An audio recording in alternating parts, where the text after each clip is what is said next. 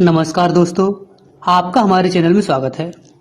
आज हम आला उदल से संबंधित एक और वीडियो लेकर आए हैं, जिसमें हम आपको बताएंगे आखिर क्यों राजा परमाल, जो आला उदल को अपने पुत्रों के समान मानते थे, उन्होंने आला उदल को अपने राज्य से निकाल दिया। क्यों राजा परमाल ने आला उदल द्वारा चंदेल राज्य का किया गया सीमा विस्तार और उनकी जीतों को भी भुला दिया। तो चलिए अब हम आपको सारी कहानी विस्तार से बताते हैं। उरई के राजा माहिल को आला उदल फूटी आंख भी नहीं सुहाते थे। माहिल जानते थे जब तक आला उदल महोबे में हैं, वह किसी भी तरह से महोबे को जीत नहीं सकते। राजा परमाल माहिल के सगे जीजा थे, फिर भी माहिल राजा परमाल के खिलाफ षड्यंत्र रचते रहते थे, क्योंकि वह राजा परमाल को अपना शत्रु मानते थे। एक दिन माहिल राजा परमाल के पास आते हैं और उनसे कहते हैं कि मेरे गुप्तचरों ने मुझे सूचना दी है कि आला उदल महोबे से बगावत करने की सोच रहे हैं। इस पर राजा परमाल को भरोसा नहीं होता। वह कहते हैं आला उदल ऐसा नहीं कर सकते।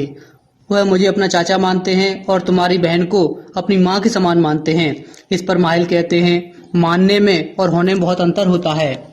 आला उदल का मानना है कि उन्होंने अपना खून बहाकर राज्य का विस्तार किया है। सिरसा, माणो जैसे न जाने कितने राज्य उन्होंने जीते हैं। बदले में राजा परमाल ने उन्हें कुछ नहीं दिया। माहिल कहते हैं आला उदल चंदेल राज्य आपसे छीनना चाहते हैं। इस पर राजा परमाल कहते हैं मैं नहीं मानता। आला उदल ऐसा कर सकते हैं। अगर आला उदल ऐसा करना चाहे तो उन्हें कौन रोक सकता है? महुए में कोई ऐसा नहीं है जो उन्हें रोक सके। अगर वो ऐसा करना चाहते तो बहुत पहले ही कर लेते। माहिल कहते हैं अगर मेरी बात पर यकीन नहीं होता तो आला उदल की परीक्षा ले लो। आला उदल से उनके शस्त्र मांग लो। अगर वो अपने शस्त्र सौंप दें आपको तो वह आपकी अधीनता मानते हैं। अगर नहीं सौंपते तो मेरी बात सच है। और आप ही तो कहते हो कि आला उदल आपको अपने पिता तुल्य मानते हैं। अगर पिता तुल्य मानते हैं तो अपने शस्त्र आपको समर्पित करने में क्या वो कर देंगे?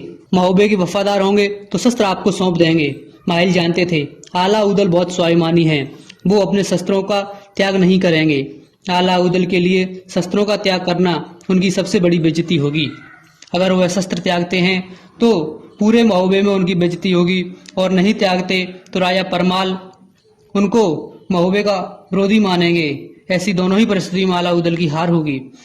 इसके बाद राजा परमाल आला उदल को बुलाते हैं। आला उदल राजा परमाल के पास आते हैं। मामा माहिल को देखकर समझ जाते हैं कुछ गड़बड़ है। इसके बाद राजा परमाल आला उदल से कहते हैं कि तुम भरे दरबार में अपने शस्त्र मुझे सौंप दो, उनका त्याग कर दो और मेरे चरणों में अपने शस्त्रों को डाल दो। इस पर आला उदल कहते हैं आप हमारे पिता तुल्य हैं, राज्य के राजा हैं। आप जानते हैं हम अपने शस्त्रों की पूजा करते हैं, उनको इस तरह त्याग नहीं सकते।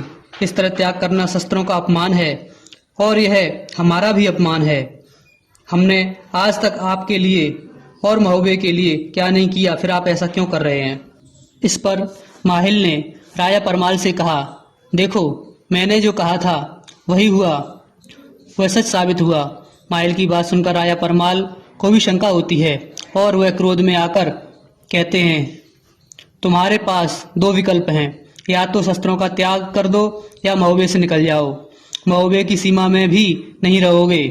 अगर रहते हो तो गिरे हुए चरित्र के कहलाओगे।